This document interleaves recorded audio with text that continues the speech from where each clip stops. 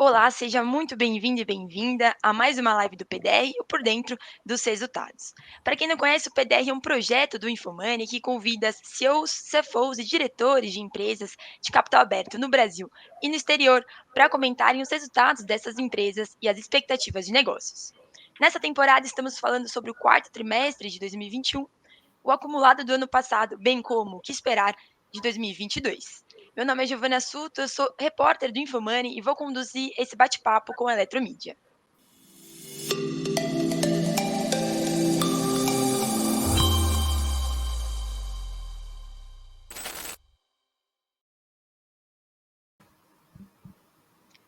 Antes da gente começar, quero passar alguns recadinhos rápidos para vocês. Não se esqueçam de curtir o vídeo se vocês gostarem do conteúdo e se ainda não se inscreveram no canal aqui no YouTube, façam a inscrição para não perderem essa reta final de PDR que vai até a primeira semana de abril. Mas sem mais delongas, eu quero chamar então nossos convidados, Alexandre Guerreiro, CEO da Eletromídia, e Ricardo Inandi, CFO da empresa. Sejam muito bem-vindos e obrigada por aceitarem nosso convite. Bom dia, Giovana, é um prazer estar aqui. Bom dia. Agradeço a todos pela participação. Legal, pessoal. Para começar, então, queria que vocês fizessem a apresentação inicial da empresa. Esses minutos iniciais vão ser de vocês para trazerem os principais destaques de 2021. Tá bom, vamos lá. Eu e o Ricardo vamos conversar um pouco com vocês. Antes, para trazer um pouco de contexto sobre a nossa indústria, a Eletromídia é uma empresa que desde 17 de fevereiro de 2021, uma empresa listada na B3, a primeira e única EdTech de mídia listada na B3. O nosso negócio, nós atuamos numa indústria que chama Out of Home, tudo que é fora de casa. Como é que nós estamos organizados? São 5 grandes divisões de negócio. Transporte público sob trilhos, edifícios comerciais e residenciais, shopping centers, aeroportos e imobiliário urbano. Essas são as 5 divisões de negócio, onde nós basicamente temos a concessão, seja ela pública ou privada, instalamos os nossos painéis digitais e estáticos, cuidamos da manutenção, operamos a distribuição de conteúdo, a distribuição de publicidade e vendemos. Ou seja, toda a cadeia, desde o início da concepção do projeto até o final dela, que é a venda de publicidade, é 100% feita na Eletromídia.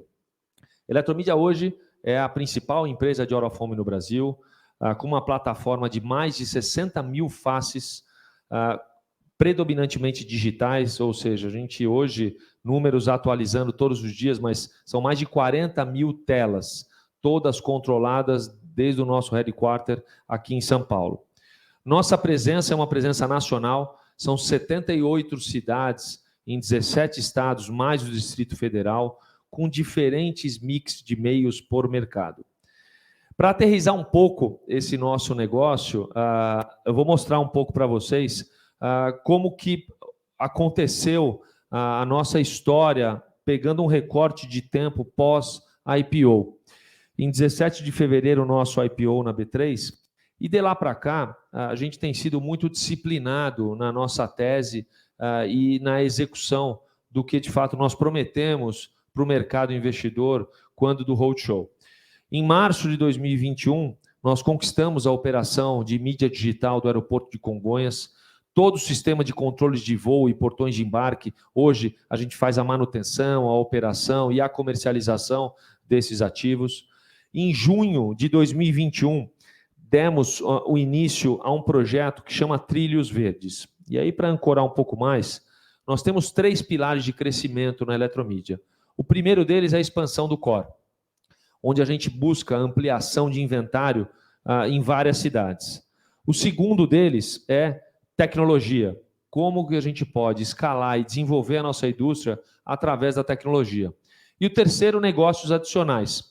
Trazendo um exemplo de negócios adicionais, é o projeto Trilhos Verdes, que é a maior transformação de estações de trem em estações sustentáveis já feita na indústria do Out of Home. Nós inauguramos a primeira no ano passado, em junho. Agora, no início desse ano, inauguramos a segunda, às margens do Rio Pinheiros. São negócios adicionais dentro de concessões que nós já possuímos, extraindo mais valor e aumentando a nossa margem de contribuição. Em julho de 2021, o principal movimento de M&A, que foi a aquisição da Ótima, Eu vou dar um pouco mais de granularidade para essa aquisição ali na frente. E conquistamos, junto com a Tembici, todo o sistema de compartilhamento de bikes de Brasília, do Distrito Federal. São 700 bicicletas nas estações de bike, assim como a gente vê aqui em São Paulo, em outras cidades. É um projeto com 10 anos de concessão e que a gente começa a capturar receita desse projeto a partir de agora, do mês de abril, que é quando a gente começa a fazer as instalações lá em Brasília. Em outubro do ano passado, a aquisição da NoAlvo. Aqui no pilar de crescimento de tecnologia, a NoAlvo é a principal startup olhando para a indústria de out of home. E a gente tem feito uma série de desenvolvimentos nessa direção, principalmente olhando para métricas, dados e marketplace. Nossa indústria é uma indústria que se ancorava pouco em métrica e dado para poder vender os projetos. A gente, com a aquisição da NoAlvo, conseguiu ultrapassar essa barreira. Desde janeiro desse ano, todo o nosso material e o nosso time de vendas já trabalha com informações ancoradas em dados, em métricas, justamente para trazer parâmetros para a tomada de decisão dos anunciantes, com métricas comparáveis com qualquer outro meio que compete, de certa forma, conosco na indústria, no marketing publicitário. E a NoAlvo, esse ano, vai nos possibilitar o grande lançamento da nossa indústria olhando para a tecnologia, que é o nosso Eletromedia Ads, a nossa plataforma de marketplace. De fato, é um divisor de águas na nossa indústria, quando a gente olha a forma como vai se comprar out of home, se planejar com o advento do Eletromedia Ads. Fizemos também em outubro a aquisição da MOB. MOB é a Operação de Imobiliário Urbano de Campinas. Olhando para esse capítulo de imobiliário urbano, 2 detalhes importantes. Mobiliário urbano tem um perfil de contrato de longo prazo, ou seja, a MOB agora são 20 anos de concessão e margem de contribuição alta. Em geral, mais de 50% de margem de contribuição média. É um pouco do que a gente tem olhado para o futuro na nossa companhia, buscado contratos de longa duração com alta margem de contribuição. E esses movimentos prós-IPO, a gente já olha um pouco de materialidade no primeiro trimestre de 2022. O closing da MOB, a gente começou a operar essa companhia em fevereiro desse ano, a segunda estação vertical também inaugurada em fevereiro, a concessão dos abrigos de Porto Alegre, agora em fevereiro desse ano, a Eletromedia foi homologada como vencedora da operação de imobiliário urbano em Porto Alegre. O que significa isso? São 20 anos de concessão, num contrato de mais de 50% de margem, para instalação e exploração de 1.500 novos abrigos em Porto Alegre, nessa direção de ruas, que eu até tenho um capítulo aqui na frente para contar para vocês. E, por fim, e talvez o capítulo mais importante, a aprovação do CAD para a aquisição da Ótima, que, inclusive, hoje, pós-closing, uma notícia fresquinha, na sexta-feira passada nós tivemos o closing da Ótima e a partir de hoje nós passamos a operar sobre uma única companhia e obviamente capturando todas as sinergias desse negócio, dessa transação e que vai levar a nossa companhia para um outro patamar de liderança, de entrega, reforçando junto ao mercado publicitário o nosso conceito do One Stop Shop. Esse contrato da Ótima, um capítulo importante, é um contrato em São Paulo. São 17 anos ainda de concessão, também com um perfil de mais de 50% de margem de contribuição. Ou seja, em linha com o nosso olhar de futuro e do que a gente busca para a nossa companhia. Posto isso, e olhando para a vertical de imobiliário urbano, esse recorte, período pré-IPO, 3 cidades, com baixa presença no Rio de Janeiro. Período pós-IPO, já 2022, presença em 8 das 10 principais cidades de imobiliário urbano do país, contratos de margem alta, longa duração. A gente, esse ano, de fato, passa por uma mudança importante no nosso mix de meios. Mobiliário urbano vai começar a ser, ou tem uma tendência de ser a principal vertical de negócios nossas. Bom, falando um pouco de Ótima, e acho que só para trazer um pouco mais de granularidade, o closing foi na sexta-feira, hoje às 9 da manhã nós fizemos uma live dando as boas-vindas para o time de colaboradores da Ótima que se juntam ao nosso Eletroteam. O principal contrato de imobiliário urbano da América Latina, um dos maiores do mundo, São mais de 4 mil faces. Nós fizemos a aquisição de 74,65% dessa operação, que já tem 180 telas digitais. Aqui tem uma oportunidade de upside grande. A Eletromidia tem um DNA digital, é uma empresa que nasceu no Pixel. A gente tem intenção de promover uma grande digitalização da Ótima. E aí, poder capturar todos os benefícios que uma digitalização de inventário proporciona, especialmente uma companhia como a nossa, que cada vez mais tem se relacionado com o mercado através da nossa plataforma, que vai ser o Eletromidia Ads, e a plataforma de dados e métricas que eu comentei para vocês. Um contrato de longo prazo, são 17 anos, e com margem de contribuição acima de 50%. Um contrato transformacional, não só para a nossa indústria, mas a forma como o mercado começa a planejar out of home. E olhando para dados e métricas, aqui, só para dar um teaser para vocês, é um pouco da nossa plataforma já desenvolvida, com mapa de calor, ponto a ponto, onde a gente consegue, de norte a sul do país, trazer uma granularidade com informação, entregando dados e métricas de uma audiência já deduplicada, estabelecendo uma conversa com o mercado publicitário sobre perfil de público mais acurado, cruzando geolocalização, comportamento de social, ou seja, a gente hoje consegue sincronizar entrega de campanha linkada com comportamento de social, um avanço na nossa indústria. E isso é muito recente, a gente começou a entregar esses dados de números desde janeiro desse ano, e agora, cada vez mais próximo, temos o lançamento da nossa plataforma, que é o Eletromidia Ads, ainda para o primeiro semestre desse ano. Outro dado importante que eu gostaria de dividir com vocês, e é a respeito do nosso pilar de crescimento, expansão do core, é o investimento feito em edifícios residenciais, principal tese de crescimento orgânico da companhia. Tivemos uma receita recorde em 2021. Foram 3,2 mil novos contratos, 1.000 novos contratos só no quarto TRI e mais de 5 mil telas instaladas em 2021. Nós conseguimos desenvolver uma máquina de instalar, de capturar prédio, instalar tela, eleger a plataforma, plugar a tecnologia e comercializar. Então, é uma tendência que continua para 2022, continua sendo a nossa principal tese. Elemedia, que é a empresa que começou essa jornada em edifícios, era sinônimo de categoria, e a gente tem conseguido dar tração e ritmo nessa vertical. Bom, para aterrissar um pouco os números, um ano de recordes, um trimestre de recordes, o quarto trimestre do ano passado, e aí para fazer uma introdução, antes do Ricardo, vem para cá, Ricardo, conversar com vocês, nós, ao longo dos últimos 2 anos, sofremos bastante com os efeitos da pandemia. O nosso negócio, ele tem um proxy diretamente ligado à circulação de pessoas. E como vocês podem imaginar, a circulação de pessoas esteve comprometida ao longo dos últimos 2 anos.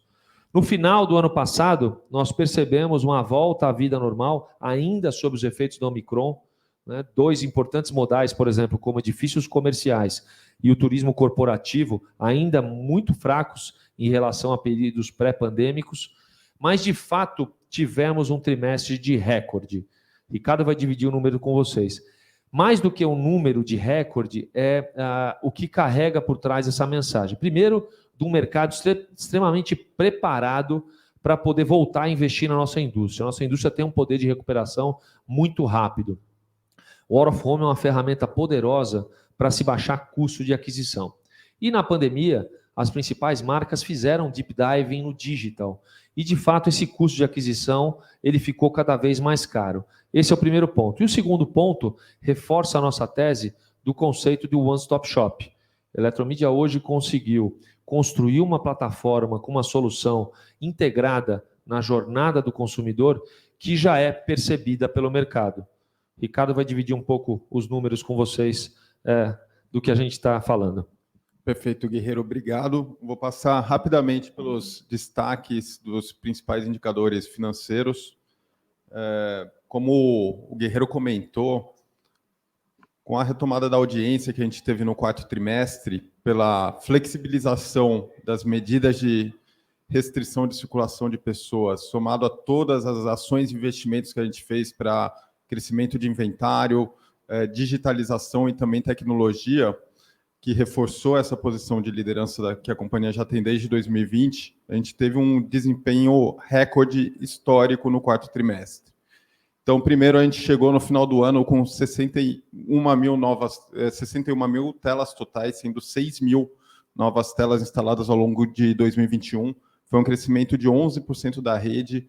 A gente terminou o ano com 72% do nosso inventário digitalizado, sendo o principal crescimento em edifícios.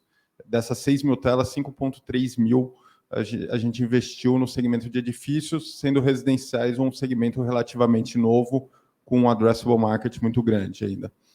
A gente finalizou o TRI com 204 milhões de receita, um crescimento de 69% contra o último ano. Se a gente compara esse número contra o que a gente tinha feito no trimestre anterior, é um número 57% acima, que já havia crescido 55% contra do segundo TRI. Então, de fato, foi um desempenho recorde, mesmo quando a gente compara com os números pro forma pré-pandemia. E olhando o nosso EBITDA, a gente termina o TRI com 62 milhões de EBITDA, o dobro do que a gente fez no ano passado, o dobro do que a gente fez no TRI anterior também, com margem de 36% contra 24% que a gente tinha feito no trimestre anterior e 28% do ano anterior. Isso daqui já reflete tanto o desempenho de receita, que somado à nossa alavancagem operacional resulta em margens maiores, e também o foco nas duas verticais de melhores margens. E, por fim, a gente terminou o TRI com 22 milhões de lucro líquido, triplicamos o número do quarto trimestre de 2020 e finalizamos o período com 13% de margem líquida. Então, de forma resumida, esse foi o desempenho financeiro do TRI, e agora a gente fica à disposição para perguntas. Legal, pessoal. Obrigada pela apresentação. E para começar nosso bate-papo, eu queria puxar esse gancho da pandemia, né? Vocês mencionaram esses efeitos da pandemia. E eu queria entender se o processo de reabertura da economia e a volta da circulação de pessoas aí que segue acontecendo, né, ajudou a Eletromidia a esses resultados aí do quarto TRI. Queria que vocês detalhassem um pouco mais sobre isso. E se a expectativa é de que haja uma consolidação desse crescimento agora em 2022, com uma retomada, a gente espera aí, né, da volta das pessoas e arrefecimento da pandemia. Sem dúvida, Giovana. O que a gente percebeu no final do ano passado foi uma mudança de mood, né? O nosso negócio, ele, além dos efeitos óbvios do proxy de fluxo, ele tem um mood. E conforme a pandemia foi ficando no retrovisor, e ainda sob os efeitos do Omicron no final do ano, porque as dinâmicas, por exemplo, de festas, elas não aconteceram no final do ano. Nós tivemos Réveillon, todos os principais Réveillons pelo país foram cancelados, as confraternizações das companhias de final de ano. Ou seja, a gente conseguiu fazer um bom final de ano, mesmo ainda com esse aspecto da Omicron no ar, acontecendo.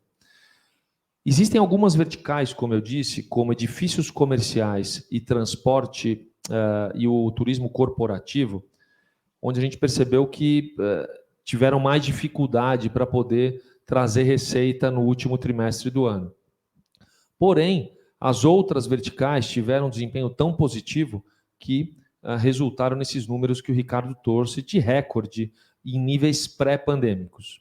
Isso demonstra a força do nosso negócio, demonstra o poder de retomada no curto espaço de tempo, que é uma característica da indústria de Orofome, né? E a partir do momento que você tira a fricção da mesa para modelos de compra mais inteligentes, que é o que a gente tem feito com a plataforma de tecnologia, você encurta a distância também da retomada e de geração de negócio. Olhando para 2022, a gente percebe que é uma tendência que continua. Semana passada, ou retrasada, tivemos o primeiro evento, né, que foi o Lollapalooza, um evento que muda a dinâmica das cidades. É um ano recheado de eventos, com volta de Fórmula 1 com público, parada LGBTQIA+, Copa do Mundo, é um ano de Copa, ou seja, Rock in Rio. A gente deve ter um ano recheado de dinâmicas interessantes, muita demanda represada, também de turismo corporativo. As cidades voltam à vida out of home. E, de fato, a gente acaba se beneficiando dessa dinâmica nós não somos uma companhia que dá guidance, mas a gente já pode notar um primeiro trimestre muito próximo de uma normalidade em fluxo, em diversos modais, inclusive com o retorno dos escritórios comerciais às lajes corporate. A partir de março desse ano, pós-carnaval, a gente nota que as multinacionais já fizeram uma dinâmica de retorno aos escritórios e, de fato, a gente se beneficia desse movimento, desse mood. Os nossos clientes voltaram para o escritório, né? Os nossos clientes estavam planejando hora of home de home office.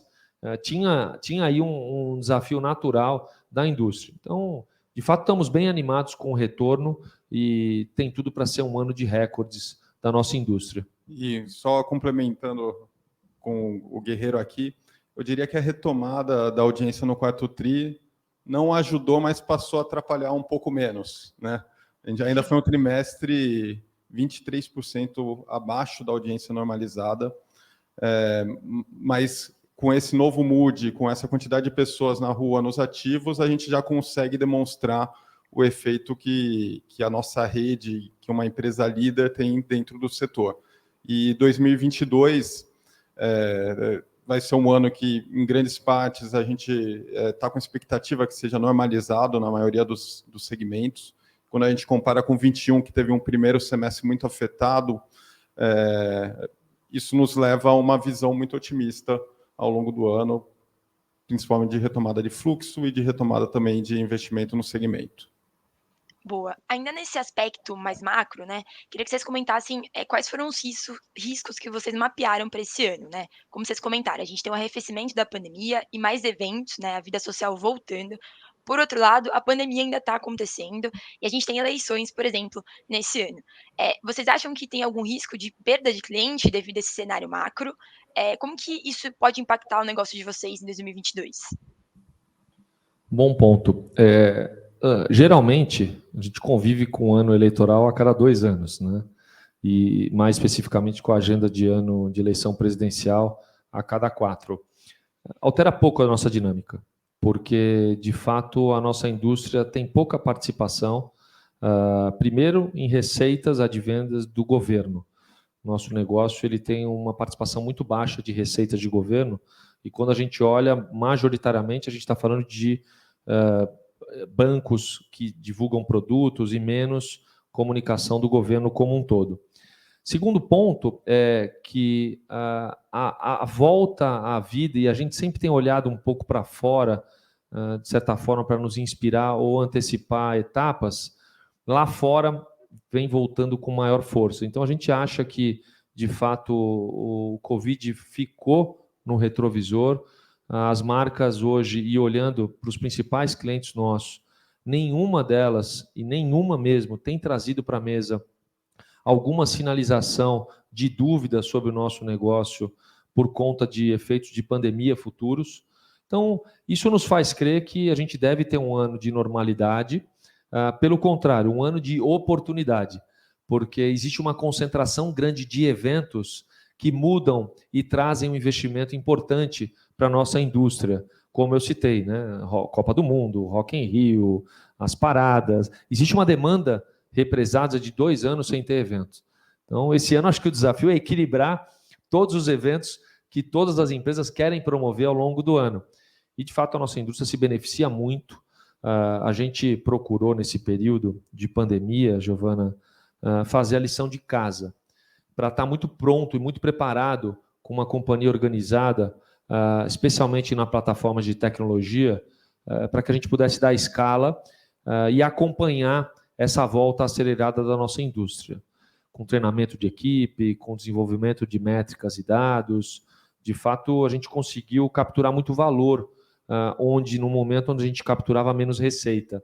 Acho que essa é uma mensagem importante e que, de fato, a gente já começou a ver o extrato disso no último trimestre do ano e a gente vem acompanhando nesse primeiro trimestre, no decorrer do ano, um pouco do que a gente quer aproveitar. Legal. Seguindo aqui, agora entrando um pouco mais nos resultados, a rede de painéis cresceu quase 11% de 2020 para 2021, e aí edifícios, shoppings, aeroportos, transporte e a divisão de ruas, todos apresentaram crescimentos, né. Queria que vocês detalhassem um pouco a importância dessa diversificação de core, para o negócio de vocês. Nós somos, é um bom ponto, Giovana, é uma ótima pergunta. Nós somos uma das poucas empresas de out of home globais com atuação nessas 5 verticais diferentes. Então, a gente já é líder de transportes, foi onde a Eletromídia iniciou consolidando o mercado. Somos líder do segmento de elevadores, que tem poucos comparáveis globais, tem a Focus Media lá na China, mas e outras empresas chinesas também, mas no Ocidente, eu diria que nós somos a empresa com maior relevância nesse segmento.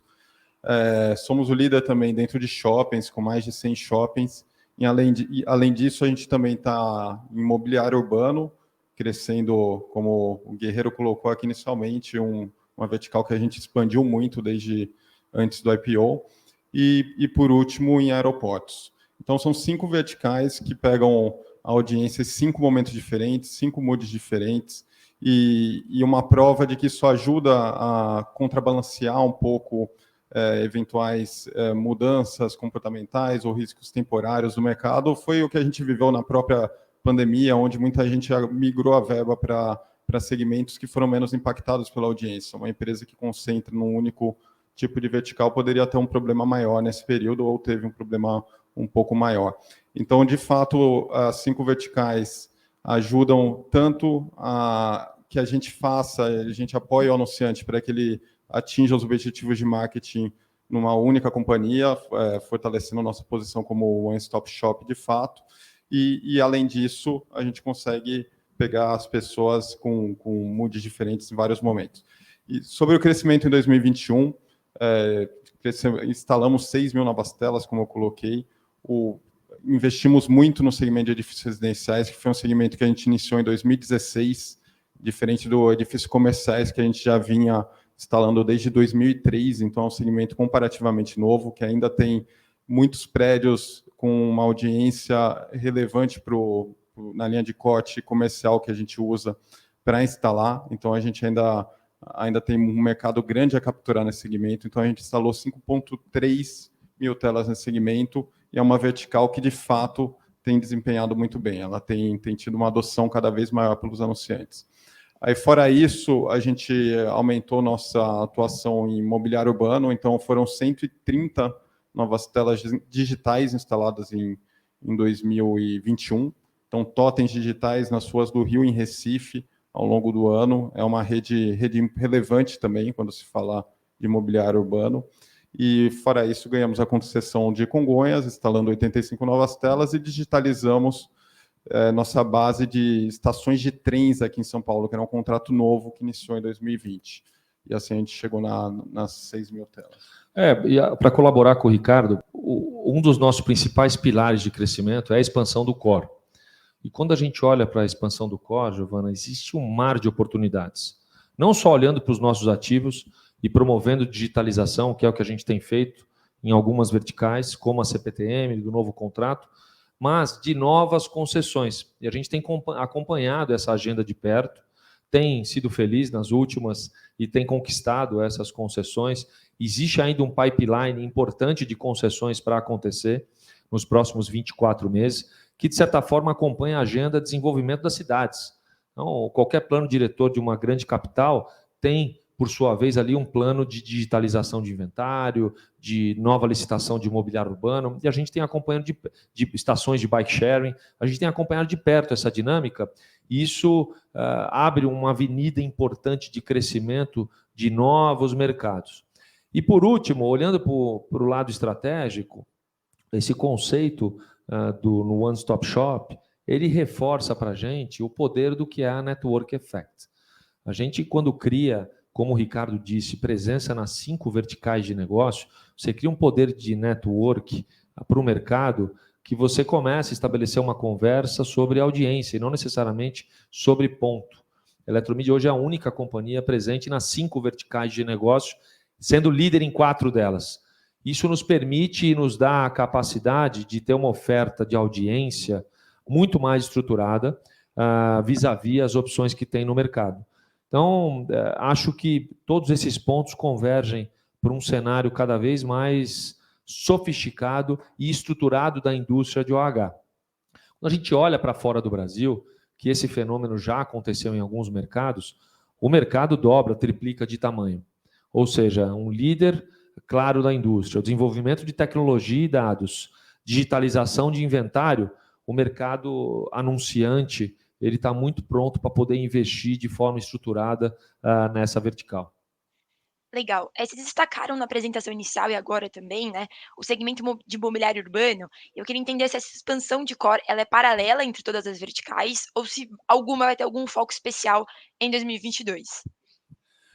Mobiliário urbano, claramente, é o nosso desafio de execução em 2022, até por conta das recentes conquistas, como eu comentei, do mobiliário urbano de Porto Alegre, do mobiliário urbano de Brasília, que começou a ser implementado, da aquisição da Ótima, da aquisição da MOB de Campinas e outras licitações que devem acontecer.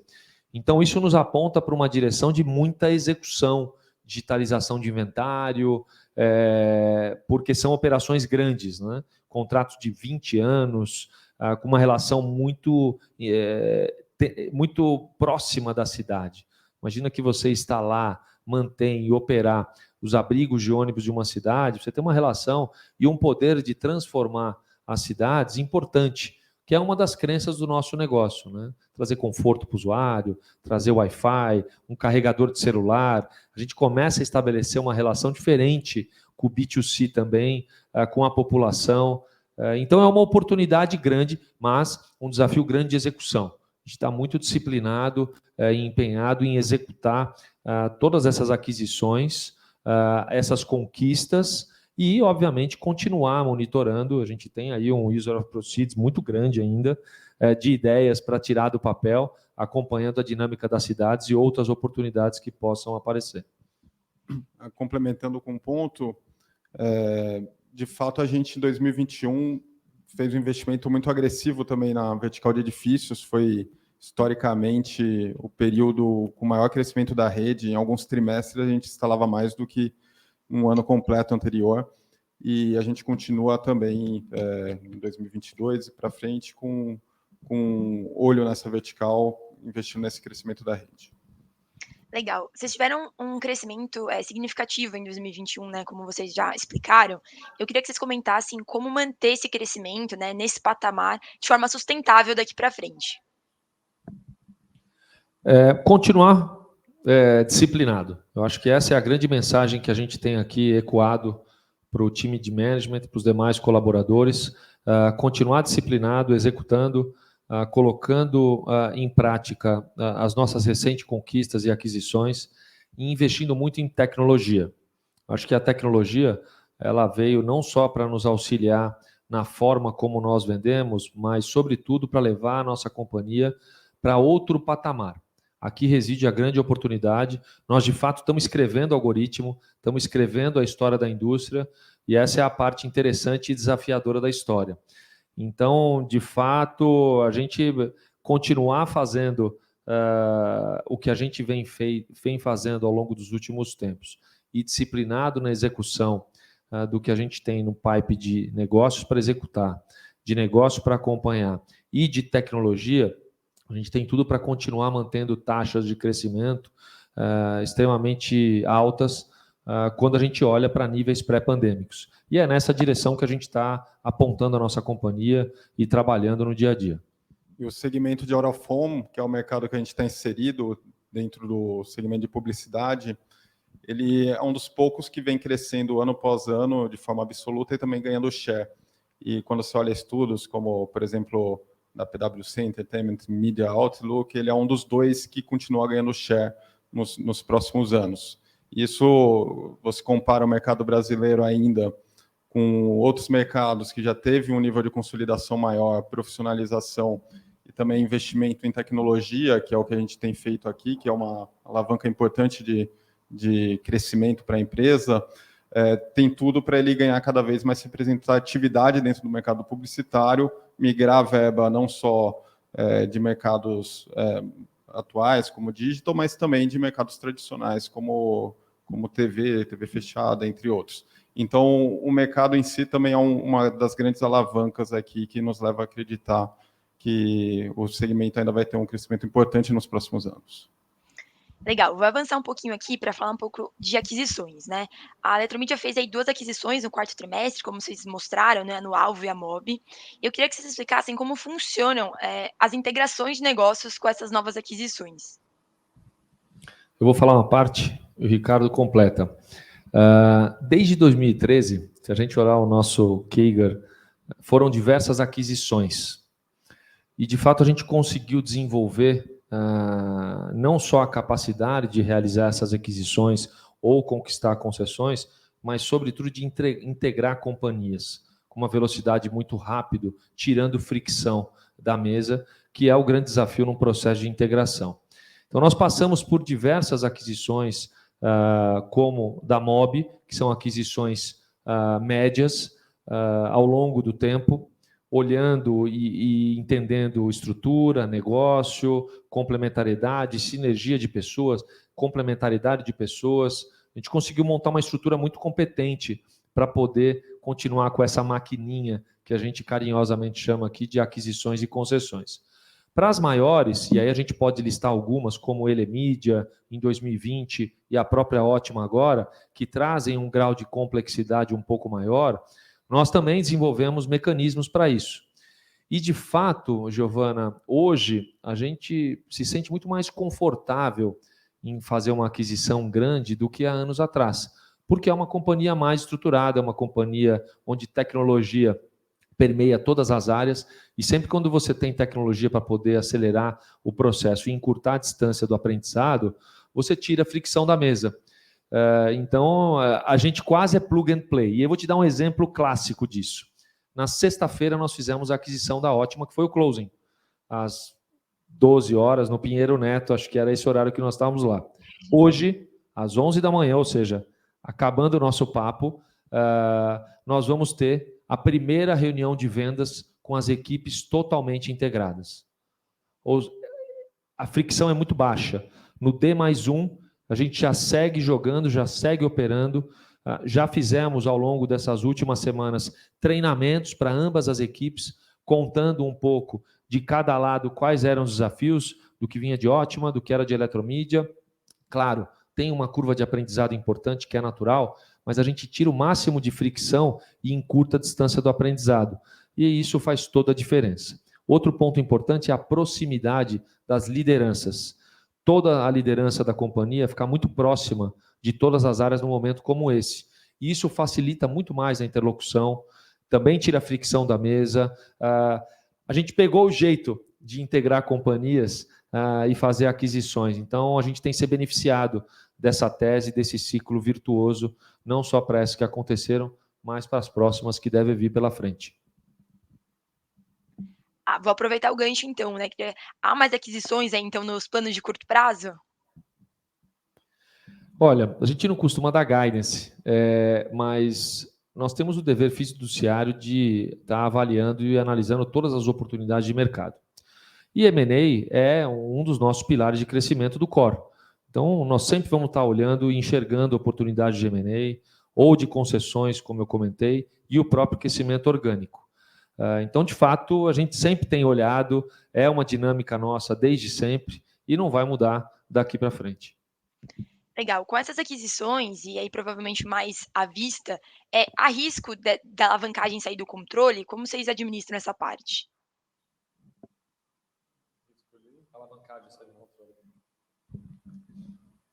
É claro. Bom, Giovana, primeiro, ótima pergunta. De fato, as aquisições mais recentes que a gente fez, sendo a mais relevante da Ótima, ela foi com uma base de alocação dos recursos pela abertura de capital. Então, como a gente fez a abertura de capital em fevereiro do ano anterior, a gente ainda estava em processo de alocação desses recursos. Em 2022 é onde acontece a maior parte da alocação, sendo com a conclusão da Ótima na sexta-feira, a gente usa parte desse caixa. E a gente, claramente, obviamente, vai sempre monitorar o nosso nível de alavancagem para um grau que a gente se sinta confortável. Então, a gente trabalha com uma alavancagem financeira de 3 vezes dívida líquida EBITDA como target, e a gente sempre vai tomar as decisões, a gente monitora a nossa relação também, nossa estrutura de capital com base nesse target. Legal, vou aproveitar esse gancho dos recursos do IPO para fazer uma próxima pergunta, né? Vocês comentaram que estão usando os recursos do IPO ainda, né? Para onde eles devem ser direcionados neste ano, especialmente, investimentos, né? E também queria saber se vocês pretendem fazer uma nova captação ao longo de 2022. Uma boa parte ele estava direcionado às aquisições realizadas e ao crescimento orgânico também é difícil. A gente continua em 2022, como colocado aqui, olhando para novas licitações e também no crescimento orgânico da rede, além do nosso pipeline de investimento focado nos 3 pilares de crescimento que temos, que um deles é o core, como foi bem colocado, o outro é tecnologia, a gente continua olhando por soluções que tragam dados, métricas e também facilite a compra pelo anunciante. Então, é um pilar que a gente tem focado, além de negócios adicionais. A gente tem relacionamento com essas 61 mil telas, a gente está em diversos ambientes, são mais de 10 mil contratos e contatos em edifícios, por exemplo, mais de 10 relacionamentos diferentes com a área de transportes, entre outros, e a gente sempre busca formas de acrescentar serviços adicionais para isso, para se aproximar da audiência, trazer mais dados e até oportunidades de negócios inovadoras. Então, ao longo de 2022, a gente continua olhando para esses 3 pilares. E olhando para a captação de novos recursos, a gente enxerga o ano como um ano de janela para eventuais follow-ons. A nossa ação vem tendo um excelente desempenho ao longo dos últimos meses. A gente vem acompanhando de perto e, obviamente, se tiver um cenário favorável lá na frente, dentro de um strike price que a companhia julgue adequado para o momento de companhia, é algo que, sem dúvida nenhuma, sempre vai estar no nosso radar para poder promover e continuar acelerando na direção de consolidação e de crescimento que nós desenhamos. Legal. Avançando mais um pouco, agora falando da parte de negócios adicionais, né? A empresa vem desenvolvendo alguns projetos, como os trilhos verdes, né, que vocês mencionaram, com estações sustentáveis. Eu queria que vocês comentassem a importância desse tema ESG para vocês, como isso se encaixa dentro do negócio da empresa, considerando esse projeto. Boa pergunta. ESG é uma pauta que a gente vem aprendendo todos os dias, né? Nós temos uma consultoria que nos ajuda, que é a Citaui, com relação a todos os processos. E esse tipo de projeto, Giovana, ele é um capítulo dentro de uma agenda grande de ESG da companhia que permeia todas as áreas. Ele, de fato, é a materialização do ESG no nosso negócio. A gente conseguiu encontrar um caminho para poder levar para as ruas, levar para a vida out of home um pouco da agenda de ESG. Então, é um projeto transformacional para todos nós aqui que trabalhamos, foi o projeto talvez mais prazeroso que nós já tivemos envolvidos, porque ele não só tem um papel de ESG, mas ele tem a capacidade de transformar as cidades que nós estamos inseridos. Essa é uma das crenças da Eletromidia, esse poder de transformação. E ainda nesse capítulo eu vou te dar mais um exemplo. Porto Alegre, que é essa licitação que nós acabamos de vencer, que a gente deve começar a operar nos próximos meses, já nasce com 70 abrigos de ônibus sustentáveis. Ou seja, sempre com a responsabilidade de equilibrar e balancear a margem dentro de um negócio, onde também os fornecedores e toda a cadeia têm se desenvolvido para poder implementar essas iniciativas de estações sustentáveis ou abrigos sustentáveis, a gente quer sim acelerar nessa direção. Os nossos clientes têm nos provocado muito também para poder buscar iniciativas. A gente acha que tem ainda um espaço alto para desenvolver a nossa indústria e a nossa companhia, obviamente, em todas as frentes, olhando não só para a materialização de um painel ou de uma estação que tem ali o carimbo de sustentabilidade, mas para boas práticas que, dentro da área do Ricardo, a gente tem liderado aqui com a consultoria da Citaui. Boa. Nosso tempo está chegando ao fim, eu quero fazer uma última pergunta. É um tema bastante popular entre os investidores, a questão de proventos, né? Queria que vocês comentassem qual que é a política de pagamento de proventos da empresa, como que vocês enxergam esse tema dentro do negócio. Bom, a nossa política está alinhada com o mercado, né, com o mínimo legal, 25% de distribuição de dividendos. Obviamente que a gente sempre vai trabalhar para buscar oportunidades de alocação de capital que vão trazer um retorno que a gente considera acima do mercado, oportunidade de consolidação do setor, a gente sempre vai ficar de olho para isso, de crescimento da rede orgânica. Então, a gente tem focado muito nos investimentos ainda, porque tem um espaço grande para isso, né? Tem um grande espaço para alocação de capital, e assim que se estabilizar, estabilizando-se o caixa, a gente segue essa política de 25% da distribuição do lucro. Perfeito. Pessoal, infelizmente o nosso tempo chegou ao fim. Eu quero agradecer você, Alexandre e Ricardo, pela conversa e por terem aceito o nosso convite. Obrigado pelo tempo e pela participação de vocês. Obrigado você, Giovana, foi um prazer. Estamos à disposição para outros bate-papos, para contar um pouco da nossa tese. Somos entusiastas aqui do nosso negócio e estamos sempre à disposição para dividir com vocês. Obrigado e parabéns pelo trabalho. Muito obrigado, uma boa tarde a todos, uma ótima semana. Ótimo. Bom, pessoal, a live vai ficar gravada aqui no YouTube, então não se preocupem que será possível rever o início para quem chegou depois aí do início do bate-papo. Aliás, todas as lives de PDR ficam salvas no YouTube e você pode acompanhar a nossa agenda completa direto da matéria que está aqui na descrição do vídeo. Por fim, não se esqueçam de curtir o vídeo e se inscreverem no nosso canal, caso vocês ainda não sejam inscritos. Eu vou ficando por aqui e até a próxima. Tchau, tchau.